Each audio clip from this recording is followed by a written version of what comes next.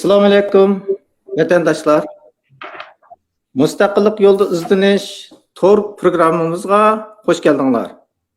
Bu programımız her yakshanba 12'de Washington vaqti 12'de o'ziringlarda bo'ldi.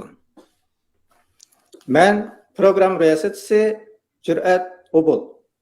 Bugun biz to'liq iftixor bilan Sharqiy Turkiston surgun hukumati Cumhur Reis G'ulom Osmon Efendini ushbu programmamizga taklif qilish fursatiga muyassar bo'ldik. Assalomu alaykum G'ulom Osmon Efendim. Aleyküm assalam. Programmaga hoş geldiniz. Hoş bulduk.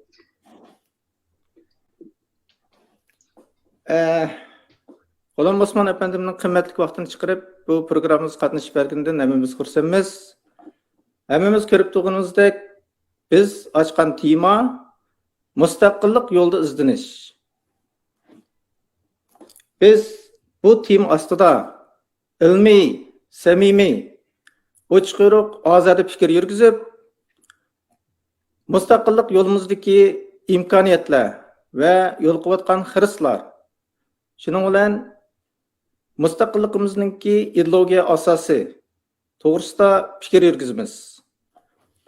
Bu orqali biz mustaqilligimizga hozir ko'pdir foydasi bo'lsa, o'zimizni bilishimizga, bilim olishimizga va tafakkur qilishga odatlanishimizga hozir ko'pdir foydasi bo'lsa deb o'ylaymiz va mustaqilligimiz uchun qilgan bir ajr bo'lib qolsa deb umidlanamiz. Bugun hamda G'ulom Osmon Efendiga nurg'un savollar tushdi. Bu savollar agar hammamiz so'ralsa, bugun G'ulom Osmon Efendimniki vaqti yetmaydi. Shundaqdimi? Birinchi savolni oldi bilan Mundaq başlayalım. Nayit köp sandık Uygurlar mustaqil bo'la olishimizga ishonch qila olmaydi ekan. Shunga oqmagan ishga vaqt va zehniy kuch sarf qilgandan ko'ra ishimizni qilib, bolalarimizni boqqanimiz yaxshi deb qaraydi ekan. Mana shunday bo'lg'achqa siyosiy faoliyatlarga qatnashadiganlar pek oz bo'lib olsa kerak. Sizningcha mustaqil bo'la olishimizga bo'lgan ishonch zodi qanchalik? Assalamu aleyküm. Ekran aldaki barlık Şarkı Türkistanlık qarindoshlarım. Bu qatimki Avrupa safarida mushu savol ikki qatim so'raldi. O'xshamagan ikki davlatda o'xshamagan kishilar tarafidan. Bu bek muhim savol deb o'yladim. Men o'ylaganimizdek bugungi suhbatmi mushu savoldan boshlandi. Menimcha bu bir yaxshi boshlanish bo'ldi. Chunki bu masala aydin bo'lmasa bizning barliq ish harakatlarimizga ta'siri bo'ladi. Qaror elishlarimizga salbiy ta'siri bo'ladi. Uning uchun qarindoshlar bu savolga diqqat qilgaysizlar va bu savol garchi og'zidan chiqmayotgan bo'lsa-mu, ko'rminglarningki ko'ngildan kechayotgan bir savol. Uning uchunmi bunga diqqat qilish lozim. Javob shuki, vatanparvarlik harakatlari. Men bu vatanparvarlik harakatlari deganimda umuman tajovuzchilarga qarshi tinchlik harakatlaridan taki zo'ravonlik harakatlargacha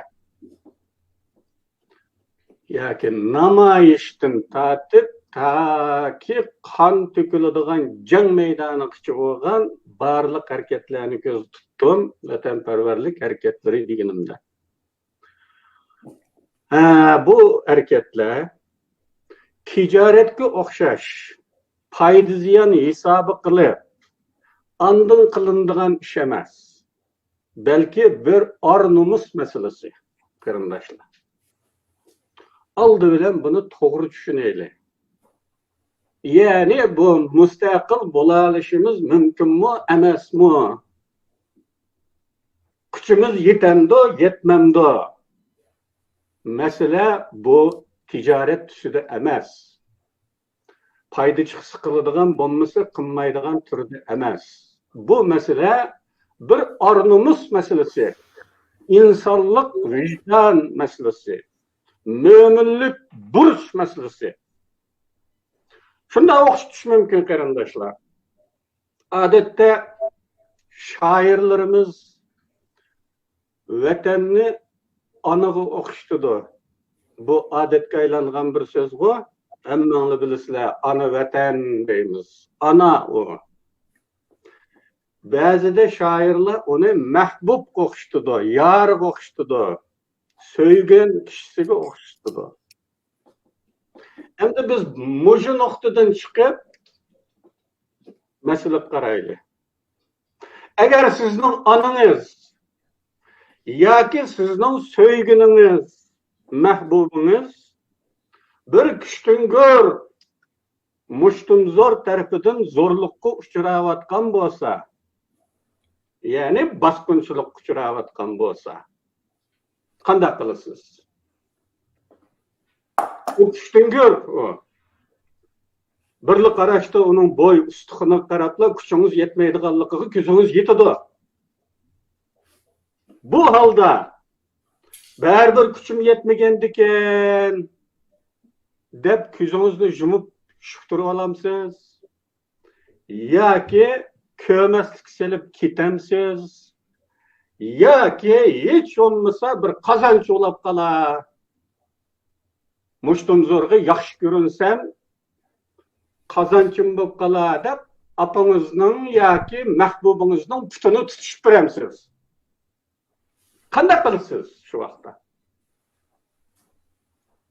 Agar bir erkak bo'lsangiz, sizda insondek g'urur va vijdon bo'lsa qanday qilasiz? O kuchingiz yetgan, yetmaganni hisobga olmaysiz. O aqlingizga mukammaydi hatta. Onunla o'zingizni atasiz. Bir tepikka yaramaydigan bo'lishingizga qaramay o'zingizni atasiz. Hech bo'lmaganda tatilib olasiz. Va o yo'lda o'lasiz.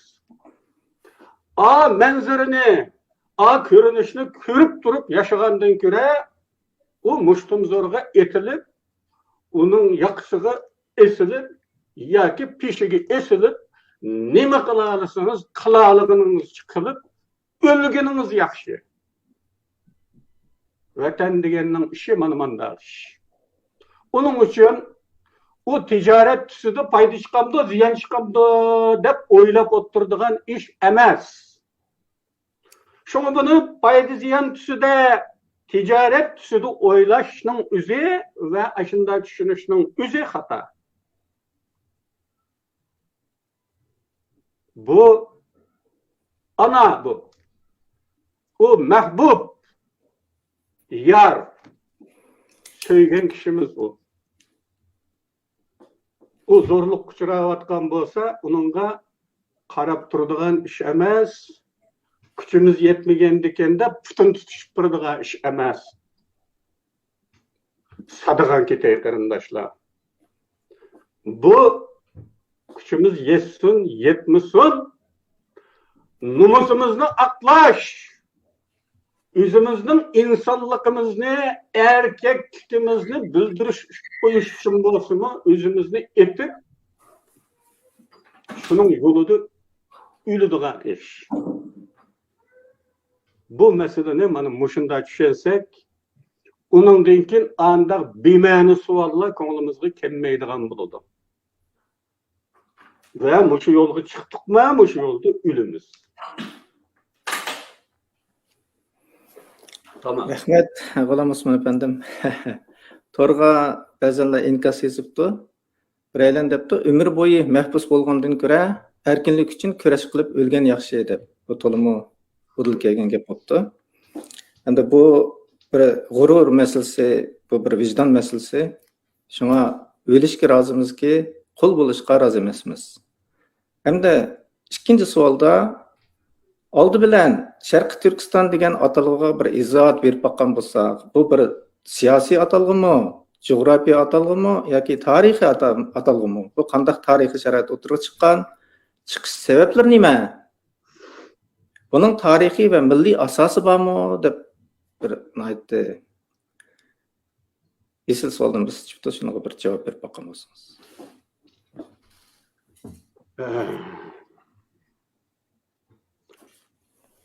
Xitaylar bizni voz kechdirmoqchi, unutildirmoqchi bo'layotgan ism dal Sharq Turkistondir.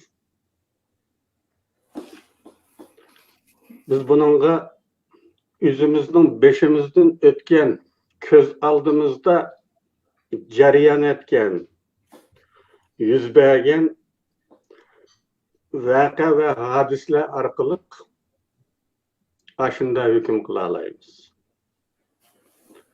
Xitoylar mashhur shaxslarimizdan, hatto ma'bud qilib olgan kishilarimizdan birisi bo'lmuş Abdurahim O'tkirga buyurtma qilib, dal mushu Sharq Turkiston degan ismni inkor qildirgandi. Bu kishi bu atalg'ini tarixiy atalg'imi emas, siyosiy atalg'imi emas, coğrafiy atalg'imi emas degan Xitoy tashviqotini asos bilan ta'minlash urinishida atalmış bir parça ilmiy maqola e'lon qilgan. Bu maqola siyosiy kengashning bir ichki materialida gazetda besilgandan boshqa bu janob yana o'z og'zi bilan televiziya ekranida o'qib bergan bu maqolani. Men o'z ko'zim bilan ko'rgan va didorini shu tunji qitim ashada ko'rishim o'tdi. Bu maqola hozir torlarda bor, torga yo'llangan. Buni agar qiziqsanglar topa olasizlar. Balkim ko'rgan bo'lishingiz mumkin, bo'lmasa hali ham izlab baqsanglar, eng bo'lmaganda mening Facebook sahifamdan topa olasizlar.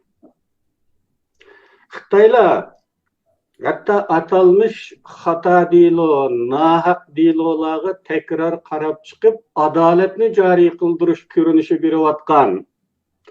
Ilqi parlaq 3-umumiy yig'indan keyingi davrlarda ilgirki Sharq Turkistonchi atalib turmaga qamalgan, etilgan, xizmatdan qoldirilganlarni aqladi. Chunki Sharq Turkistonda bir nima yo'q deyotgan bo'lg'achqa, yo'q narsaga aloqador jinoyat va jinoyatchining bo'lishi mumkin emas degan reja edi. Sabab. Demak, bu inkor shunchalik qat'iyki Xitoyning bu jihatdagi maydoni Sharq Turkistonni inkor qilishga bo'lgan hirismanlik Xitoylarni mana shu kechirilmas dushmanlarini aqlash qilib qo'ydi. Aqlimizni Sharq Turkiston deydigan bir yer ismining mavjudligi e'tirof qilgandek o'qiladi. Aslida deyilgan hatto bu. Aniq qilib buni e'tirof qilgan bo'lib qoldi ekanmiz. Shunga bunday narsa yo'q. Undaqkan bunday jinoyatmi yo'q? Deyilgan gaplar o'tirdi kezgan shu vaqtda aniq. Mana bu qat'iylik shuni sahmimizga soladi. Demak, Sharq Turkiston Xitoylarni eng qo'rqitadigan, eng besaranjom qiladigan, eng xatarlik bir ism. Nima uchun? Chunki u bir tarixiy chinlik, bir pokit bo'lganligidir. Buning uchun aramızga her xil vasvasalarni terib, go'yo qaramoqqa to'g'ridek tuyuladigan Uyg'uristonchilik fikr ekonomi teridi. Mohiyatda bu bir Xitoy projesidir.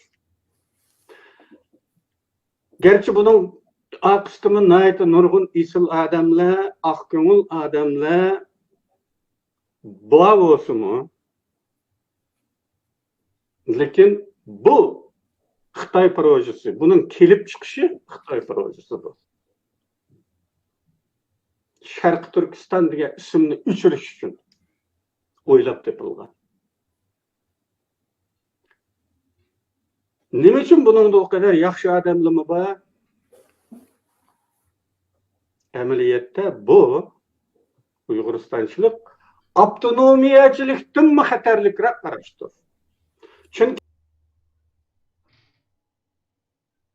avtonomiyachilik uchuqli munofiqlik bo'lg'achqa qilchimi jalbkorligi yo'q. Lekin Uyg'uristanchilikning zo'r darajada jalbkorligi, shaytoniylik, ozdirish kuchi bo'lganlikdan bunisi texnik xatarlikdir. Bazı hamakat teşkilatçılarının bu iki isimni ortak işletkenlikimi daim görülüp durdu. Bu tamamen hamakat. Siyasi korluktur bu. Çünkü bular ot bilen sudekli karma karşılık olan mezmunlarını çıkargan bulup kılçı merhep gelmeyi. Bunu öbürüye gekep bu yaştan yüzyılda bir külkülük bir. Hem de Şarkı Türkistan atalgısının tarihi çıllığı meselesi gelsek, bu atalgı aslında coğrafiyevi atalgı bulup, asli gelip çıkışı coğrafiyevi atalgı olup, Büyük Türkistan'ı bilirsizler.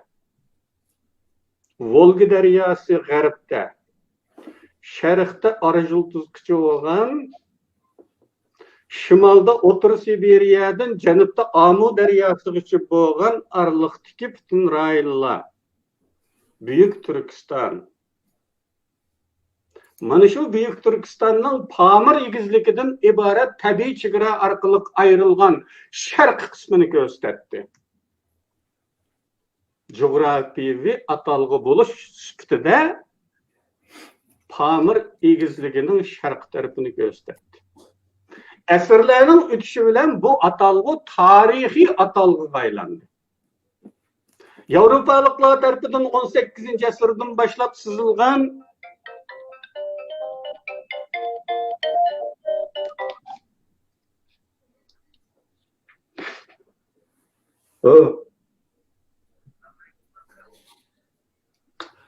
birden turuptu.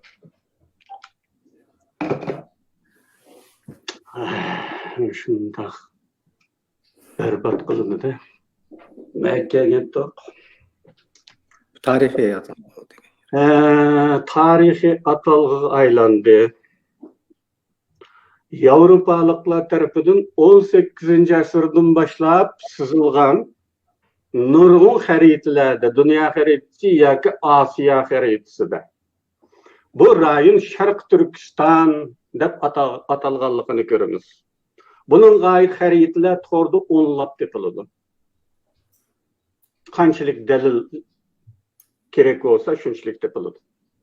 O'tgan asrda bu ism bilan ikki qatim mustaqillik jakalanib, bu ism siyosiy atalg'iga aylandi. Yani dal Xitoy inkar qilgan 3 emasning her üçlüsü rad qilinmas reallikdir. O hem coğrafi atalgı, hem tarihi atalgı, hem siyasi atalgı. Bu rad qilinmaydigan bir reallik. Endi Sharq Turkiston davası yoki bizning siyosiy davoyimizning ismi nima uchun Sharq Turkiston bo'lishi kerak degan yerga kelsak, biz Xitoy tuproqidan yangidan bo'linib chiqib, yangi bir davlat qurmoqchi emas. Bu aniq bo'lsin. Dal aksicha munqariz bo'lgan davlatimizni asliga keltirmoqchi. Shuning uchunmi bu dava munqariz bo'lgan davlatning nomi asosida bo'lishi aqallidir. Bu siyosiy savat masalasi. Onunğa yeniden isim koyuşunun bir yerde körülüp doğğunudek intayin külkülük, ahmaqanılık, şundaqlı siyasi korluk buluduğanlıqını bunundan bilərəyimiz. Biz yeniden bölünüp çıkış emas. Bizim məqsədimiz. Munqariz olğan dövlətimizni əsli keltiriş. O halda bu devletin ismi var mı de? Var. Ana rad qilib bo'lmaydigan bir reallik Sharq Turkiston. Onun için bu isimde buluşu akallidir. Eğer Uyg'uriston deydigan bo'lsak, bunun hiç qanday tarixiy asosi bo'lmaganligi, hech qanday una bir davlat qurilib bakmaganligi uchun Xitoylarning bir peshvasiga yaramaydigan kültemidekli bir iş oldu. Xitoylarning kutayotganimi dal shu. Bölgünçü deydi-ku. Aşının da bölgünçü oluşuşqa asan yol çıkarıp birimiz. Xitay teşviqatının bizni qarılışı üçün desmayı qıpırımız. Bölgünçülük bilen eyipleşke asas yaratılır. Çünkü bommagan bir devletni qurmoqchi bo'lgandan keyin u Xitoyning tuproqidan bo'linish degan gap. Lekin bizning demoqchi bo'layotganimizcha Xitoylar besib olgan davlatimizni asliga keltirish. Tabiiyki onun ismi bo'lgandan keyin u ismi bilan qilamiz bu davoni. Meni shu yetar. Rahmat. Demek Şarkı Türkistan degan bu hukm hem siyasi hukm, hem tarihi hukm, hem coğrafiyalik hukm. Hem de ba'zanlar deydiken bu hamma qarindoshlarımızın özünün ismi bilan devleti var. Hem de biz Uyg'uriston desak ne bo'pti deganiga bunga bir javob biz mustaqil bo'lgandan keyin uni xalq o'zi bekitdi deb mustaqil javob berildi ekan. Sizningcha bu to'g'rimi? Agar biz Uyg'uriston demoqchi bo'lsak, bu oldi bilan mustaqil bo'lib, Sharqi Turkiston mustaqil bo'lgandan keyin davlat nomini nima qilish xalqning o'zining qo'lidagi ish desak to'g'ri bo'ladimi?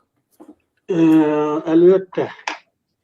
Men ilgari 20 necha yilning oldida bu ism to'g'risida bir maqola e'lon qilgan kitobning birinchisi bor. Shuningda shunday bir o'qitish qilgandim. Eğer bir adamni yo'qotib qo'ysak, ya'ni bir Spiegel deydigan bir adam bor ve bu yutib ketdi. Endi uningga e'lon chiqarishga to'g'ri kelgan vaqtida biz nima deb e'lon chiqaramiz? Spiegel bo'yamanchilik uchsida mandaga chepar quchapan bor, ko'rganlar xabar qilinglar deb uning ismi bilan ilan çıkıramdık ya ki bu Spiegel dep misin bulam da bu bir setimken koyanlar bu ne? Yalqın deyineyim da bu çıraylıqra. Dep yalqın diye isim bile ilan çıkıramdık.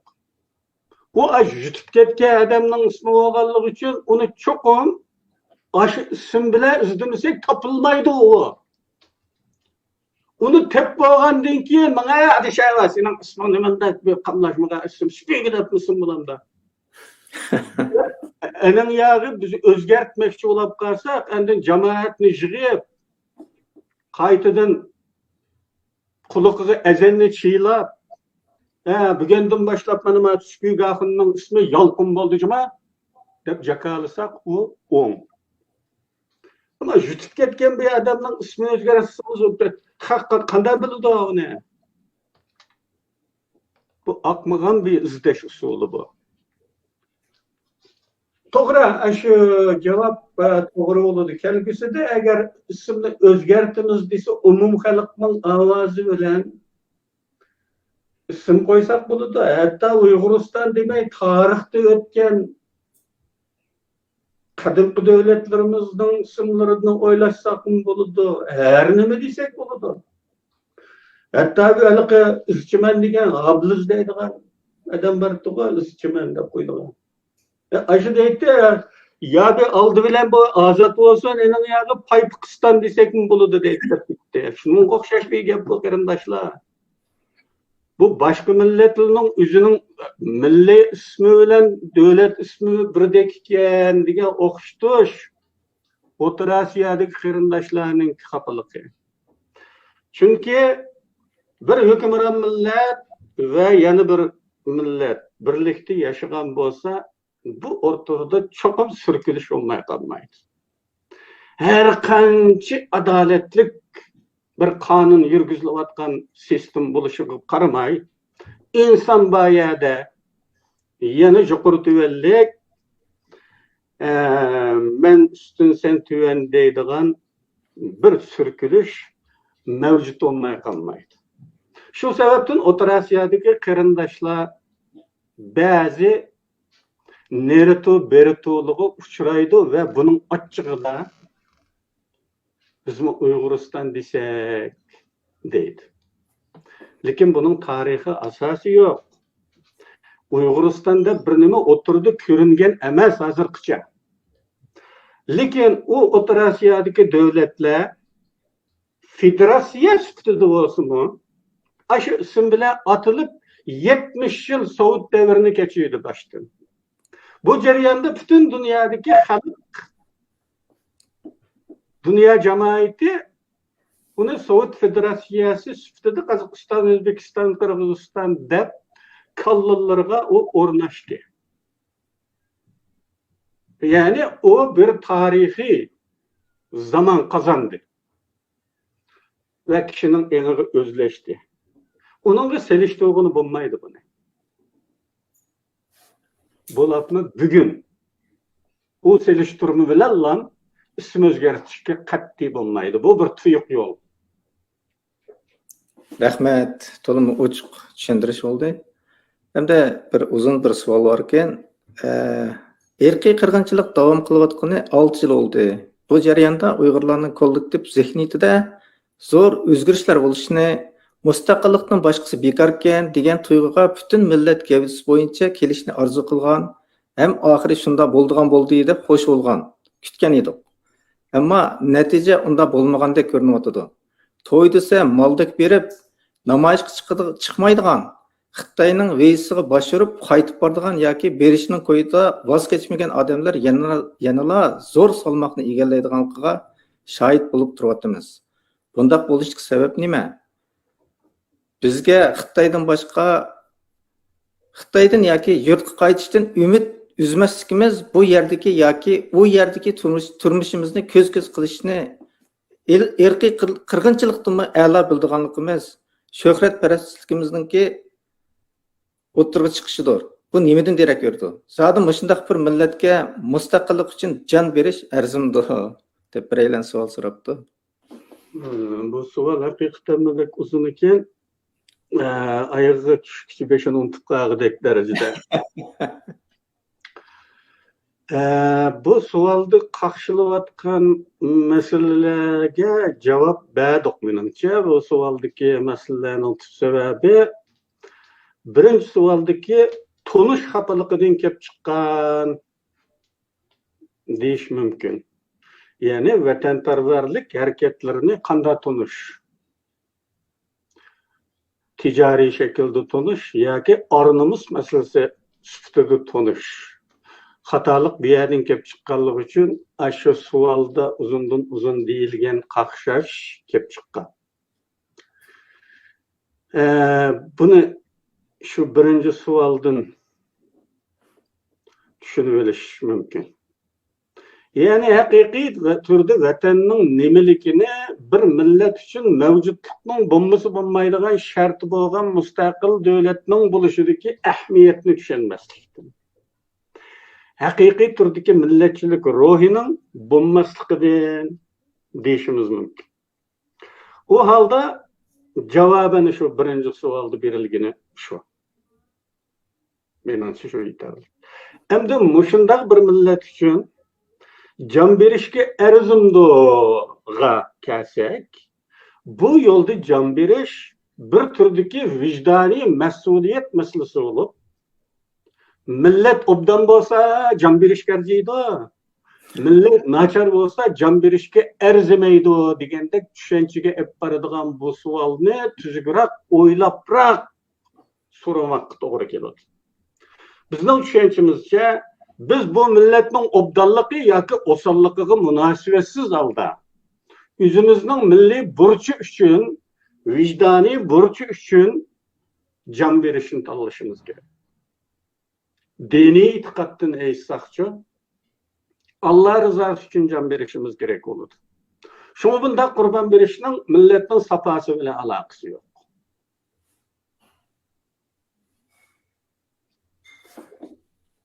Rahmet. Endi uzundan beri dava qilib kelyapmiz. 4-chi savolda bir aylan so'rabdi. Hozirgi Uyg'ur davosining kelgusidan qanday umidlar va mag'lubiyatlarni ko'rish mumkin debdi. Bu davaning kelgusiga nisbatan. Bunu köp adamның kallasıda qaynap turadigan, her doqmuşda sorulup turadigan savollardan birisi bu ümit meselesi. Aslında bunun cevabı maş birinci savoldan chiqadi. Ümit. Endi ümit itiqadımızın ko'rsatmasidir, qarindoshlar. İtiqadımızdan keladi bu. Aldı bilan. Bunun jiltizi. İman meselesi bu, ümit degi. Çünkü ümitsizlik şeytandır. Dünya tarihiga qarasaqmı, neni imperiyalar parçalangan, yimirilib ketgan ve Allah'ның saltanatidan başqasi fanidir. Bu itiqadımız noktasından bunu şunda düşünürüz. Allah'ın saltanatından baqi. Beşerinin yoki mahluqning saltanatlarının hemmisi fani. Bu noktadan chiqib, masalan qarasaqmı, Xitoyning kuchlikligi, hukmronligi baqi emas. Bu itiqadi ve umumiy nuqtadan cho'ng resim sifatida ko'rdiganlarimiz. Endi konkret reallikni nazarga olsak, Xitoylarning ishtahasi kundan kuniga yo'g'onayotdi. Bu yo'g'onash, bu nafs Xitoylarni bir baloga giribtor qilmasligi mumkin emas. Dushmanlarni ko'paytmasligi mumkin emas. O'rta Osiyo Jumhuriyatlari qartilgan qarniyati O'rta Sharq, Afrika, hatta Latin Amerikasigacha qo'l usunayotgan bu baloyi nafs Xitoylarning dushmanlarini ko'paytdi. Xitoylarning dushmani ko'paydi demek, bizning ittifoqdoshlarimiz ko'paydi demektir. Şu cevap yetermi? Rahmat. Ochiq javob bo'ldi. Hamda biraylan bir ma'lum bir ishni aytib qiziqdi ekan, shu G'ulom Usmon efendimdan keyin bu da'voga bir varislik qilgan odam bormidi? Agar G'ulom Usmon efendim da'vodan chekinsa, buning taqdiri qanday bo'lar bu da'voning deb bir savol so'rabdi. Sizning varisingizni, da'voni yapmagan odamni. Bu dava deganida umumiy da'voning Ya'ni Sharqiy Turkiston surgun dokumenti demoqchi bo'ldimi? Bu izbasabog'ichi albatta mavjud. Şu anның üzüde mevcut. Hazırdan başlapla namzatlıqımı aramızda ma'lum bo'ldi. Shundaqla mendan keyingi reis mendinmi qobiliyatlik Uyg'ur tilidan boshqa til biladigan, men Uyg'ur tilidan boshqa til bilmayman to'g'risi. Türkçe bilaman da, ammo Türkçe bilan bir ish qilib olmaydi. Texmi qalami kuchlik, texmi tafakkuri kuchlik. Shunday nomzod bor. Hukumatni texmi ilgariltish qo'ldan keladigan tiki nomzod. Kelgusimiz hozirgidanmi yaxshi bo'lg'isi. Rahmat. Biz endi mushta programmalarni hozirgacha Uyg'urchada so'zlab keldik. Lekin bizning yana bir to'pimiz bor hamda. Shu Xitoychadan ma'rif, Xitoycha o'rgangan, Xitoycha ma'rifda tarbiyalangan biz Minkoxan deymiz. Bularningki shu bizning mush da'voda qanday rol bo'lar? Sizningcha mush to'g'risi faqat paranglashmabdi. Shuni bir deb baqqan bo'lsangiz, chunki men Twitterda, undan keyin Facebookda ba'zi bir shu Minkoxanlarningki nayt vijdonliq Minkoxanlarningki nimasini ko'rmayman yozgan narsalarni. Ularningki fikrim o'chiq. Lekin bizda bir aloqa yo'q ekanda, ular Xitoychadan hamda o'rgangan shu bo'lgandan keyin Xitoychadan foydalanadi, o'zaro paranglashadi. U maydonda aniq Sharqiy Turkistonning mustaqilligi deb turib kelib qoldi. Lekin bizda hech qanday bir aloqa yo'q ekan. Shuni biz hech qanday paranglashmabdik, shu to'g'risida bir gap qilib boqqan bo'lsangiz.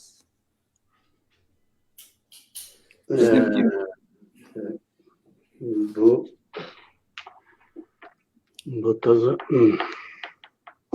beşimizni qatırdıgan bir sual ekan. Endi nima desek bo'ladi, u Xitoycha o'qiganlar agar niyatida Xitoyga qarshilik bo'ladiganlar bo'lsa, haqiqatanmi bek foydali bo'ladi bular. Asla shunda bo'lishqimi tegishlik. Chunki nurg'un mustamlikalar tarixdagi ve bu mustamlikalardan qutulush harakatlarining boshchilari, liderlar mustamlikchilarning davlatida tarbiya olgan. Mesela Hindistan'ın Gandhi, ben bunu makalalarda yazıp bo'lgan burun. Gandhi, Pakistan'ın Muhammed Ali Jinnah, Vietnam'ın Ho Chi Minh, bu Şarkı Janubi Asiya devletlerindeki konu mustamlikalarning azatlık hareketlerini teşkillegüçilerinin hemmisi degidek şu devletlerinin mustamliki qilganlarning devletiga berib o'qigan, şunun tilida tarbiya olgan ve keyin mustaqillik hareketining lideri oldu. Bunu Afrika'da mı ko'rish mumkin? Endi bizga kelganda, mesela Javhar Dudayev ne desek mi, Chechenistonning mustamlikchilarning maktabida tarbiyalangan, shuning tili bilan tarbiyalangan. Faqat bizga kelgan vaqtida nima alomat, nima karomatki bilgan olmaydi, Xitoylar nima yegizib yetadiganligini nima tushungan olmaydi. Bizning bugungi ko'rganlarimiz o'tirdi bo'y ko'rsatayotganlar.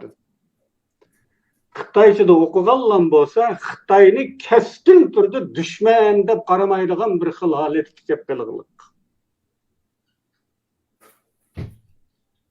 Bir xil illiqlik va ko'nglida. Bizningki ko'ngillarimizdan kelayotgan bir gap bor, tili birning dili bir deydilar.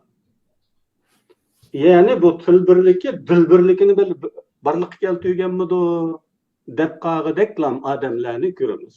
Umuman Xitoychada o'qiydigan odamlarning Xitoyni hech ikkilanmay, mikimikisi yo'q, dushman deydigan ne uchratib boqmadim shaxsan men. Endi o Twitter'dagi siz ko'rganlar u qayerda turib yozyapti, neredeki adamlar o nima uchun o'tirdi faoliyatlarda rolini joriy qildirmaydi. Buni men tunji qitim anglayapman. Ammo yuqorida deb o'tganimizdek mustamlikadan qutulish uchun mustamlikchilarning tili bilan tafakkur qilgan, mustamlikchilarning tilida tarbiya olgan odamlar haqiqatan de bek muhim etdi. Barliq millatlarga shunday bo'lib keldi bugungacha. Faqat bizga kelganda na ta'leysizlik turibki, bu Xitoy bir nima yegizib yutamdigandi deb qag'ideklar. Ashuningki Hindiston chiqolmaydigan bo'lib qoladiganligi bek alam qilgan. Endi men tunji qatim anglayapman, hatto qo'shib oldim bu ahvoldan. Agar haqiqatan de mana shunday ahvol bo'lsa, bular bilan yaqinlashmak, ularni sepimizga tortmak, ulardan foydalanmak lazım. Ya bundaqni men haqiqatan bir nechini ko'rdim. Haqiqatan tafakkur bek ochiq, maydoni bek aniq. Haqiqatan bor. Lekin biz o'zaro aloqalashmaydi ekanmiz, unaga tirishib boqsak bo'ldi ekan. Meningcha. Bu bir til masalasi tufaylidan ashtaani qilib qoldikmi? Saat qarayotgandim. 5 minut qoldi. Oxirida endi mush nuqtadan endi Xitoy demokratiyalarichi bu bizniki da'voga qanday munosabati bor?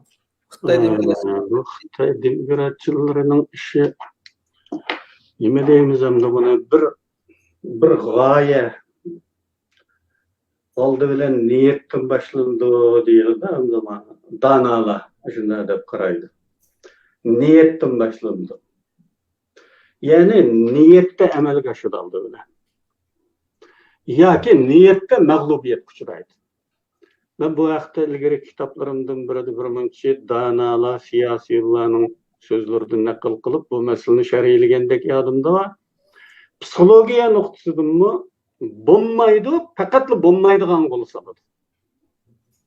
Ya'ni bundaq negativ usullar yoshirnanda xamallangandan keyin o bizning qarorlarimizga, harakatlarimizga ta'sir ko'rsatadi.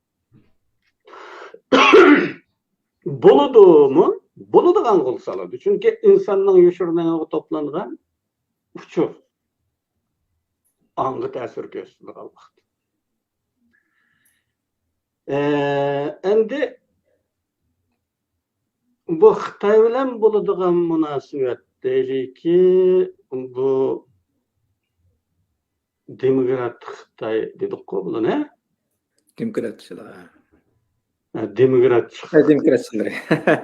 Xitoy demokratchilar. Ular bor-ku endi. Endi bular bilan yaqinlashish jihati bo'lmoq uchun niyat. Hem yaqinlashuvchilarning niyati, hem aş atalmış demokratçı deyilgen Xitaylarning niyati. Bu muhim.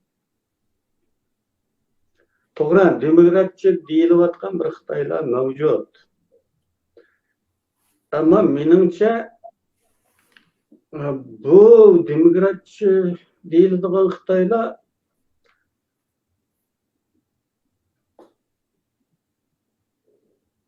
Rast demokratçı mı, emasmi bu savol bu menimcha. Belki ular G'arb dunyosida panohlikda yashayotganligi uchun G'arb qimmat qarashiga moslashib, Xitoyga xos yiligarlik, tulkilik bilan muhitga moslashib olish tufaylidan ko'tarib olgan bir bayroqdan iborat menimcha. Mening qarashim bu. Endi bizning ko'rishimiz Xitoy mustamlakachilarga qarshi kurash. Bu nuqta hozirgacha aniq bo'lmadi jiqadamning kallasida. Xitoy mustamlakachilarga qarshi kurash bu. Buni G'arb fikri iqimi ta'sirida kommunistlarga bog'lab olish xato. Bu faqat kommunistlarningki xatolik emas bu. Xitoyning xatoligi bu. O halda Xitoy demokratchilari kim? Xitoy emasmi? Buni aniqlab olish kerak. Ular dushmanmi, do'stmi? Yoki ittifoqdoshmi? Biz deymizki, keskin qilib do'st emas. Bunisi keskin.